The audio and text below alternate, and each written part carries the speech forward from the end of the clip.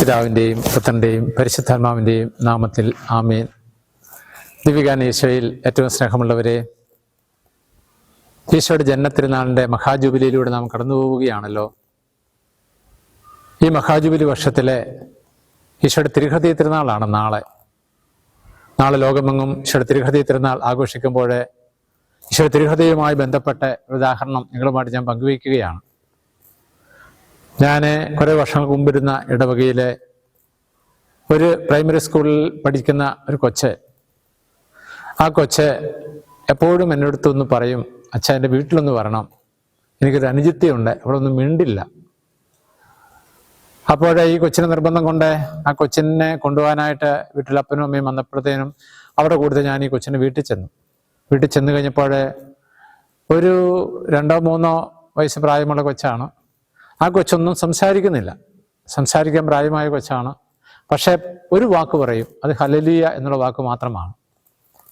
അപ്പോൾ ഇവിടെ മാതാപിതാക്കന്മാർക്ക് ഭയങ്കര വിഷമമാണ്, എന്തുകൊണ്ട് ഈ കൊച്ചൊന്നും സംസാരിക്കാതെ മുമ്പോട്ട് പോകുന്നു, ബാക്കിയൊന്നും പറയുന്നില്ല, ഈ വാക്ക് മാത്രം പറയുന്നു. അപ്പോൾ ഞാൻ അവരോട് പറഞ്ഞു, ദൈവത്തിന് ആത്മാവ് ഈ കുഞ്ഞിലുണ്ട്, അതുകൊണ്ട് നിങ്ങൾ എന്ത് ചെയ്യണം, ഈശോയുടെ തിരുഹൃദയത്തിൽ അടിയുറച്ച് വിശ്വസിച്ച് നിങ്ങൾ അടുപ്പിച്ച് 1 മാസത്തേക്ക് ഒന്ന് പള്ളിയിൽ പോകും. ഈ കുഞ്ഞിനെ കൊണ്ട് ത്യാഗമെടുത്ത് തന്നെ, കാരണം അവർക്ക് അത്ര എളുപ്പമല്ല, കാരണം പള്ളി ദൂരെ ആയതുകൊണ്ട് ഈ കുഞ്ഞിനെയും കൊണ്ട് അനുദിനം പള്ളി വന്ന് ബലി അർപ്പിച്ചിട്ട് മറ്റ് കാര്യങ്ങൾ ചെയ്യുവാനായിട്ട്. പക്ഷെ ഞാൻ പറഞ്ഞ കാര്യം അവരെ ഒരു നിശ്ചയത്തോടുകൂടി എടുത്തു.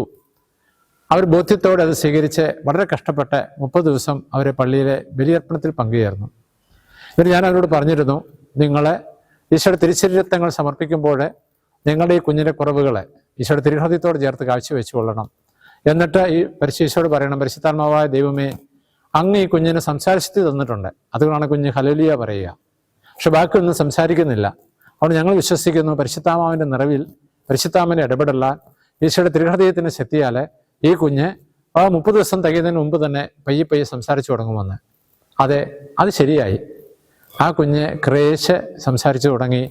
ഇപ്പോഴേ വലിയ കുഴപ്പം കൂടാതെ ആ കുഞ്ഞ് സംസാരിക്കുന്നുണ്ട്.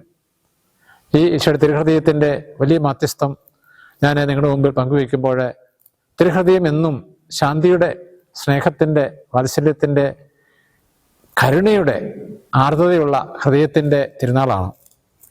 യോഹന്നാന്റെ സുവിശേഷം 6-ാം അധ്യായം 39-ാം തിരുവചനം, അവിടുന്ന് എനിക്ക് നൽകിയവരിൽ ഒരുവിനെ പോലും ഞാൻ നഷ്ടപ്പെടുത്താതെ അന്ത്യദിനത്തിൽ ഉയർപ്പിക്കണം എന്നതാണ് എന്നെ അയച്ചവൻ്റെ ഇഷ്ടം. തിരുഹൃദയ തിരുനാൾ ആഘോഷിക്കുമ്പോൾ നമുക്ക് തിരുഹൃദയത്തിൻ്റെ ആ സ്നേഹത്തിലേക്ക് ലോകമെങ്ങുമുള്ള മനുഷ്യരെ അടുപ്പിക്കണം. അത് നമ്മുടെ വിശ്വാസമുള്ളവർ മാത്രം പോയാൽ പോരാ, ലോകമെങ്ങുമുള്ള എല്ലാ മതസ്ഥർക്കും വേണ്ടിയിട്ടാണ് ഈശോ തൻ്റെ തിരുവിലാവിലെ തിരുഹൃദയം തുറന്ന് അവിടുന്ന് ജീവജലവും രക്തവും ഒക്കെ ഒഴുക്കിയത്. അവിടുത്തെ സഹനത്തിൻ്റെ വിലയാണ് ലോകമെങ്ങുമുള്ള എല്ലാ മക്കളും രക്ഷിക്കപ്പെടണമെന്നാണ് ഈശോയുടെ തിരുഹൃദയം ആഗ്രഹിക്കുക. ആ തിരുഹൃദയത്തിൻ്റെ സ്നേഹത്തിലേക്ക് എല്ലാ മക്കളെയും ഈ ഉദാഹരണം അടുപ്പിക്കട്ടെ. ഈ സ്നേഹം അവരെ തമ്പുരാനിലേക്ക് ആകർഷിക്കട്ടെ. അങ്ങനെ ഈ വലിയ തിരുനാൾ ലോകമെങ്ങും അനുഗ്രഹമായി മാറട്ടെ. ദിവ്യകാരുണ്യനാഥ, എല്ലാ കുറവുള്ള മക്കളെയും അങ്ങ് കരനീട്ടി ആശീർവദിക്കണം, അനുഗ്രഹിക്കണം, അങ്ങ് ബലപ്പെടുത്തണം, ശക്തിപ്പെടുത്തണം. ഞങ്ങൾക്ക് അങ്ങല്ലാതെ മറ്റാരുമില്ല. ആശീർവദിക്കണമേ നാഥ, അനുഗ്രഹിക്കണമേ നാഥ.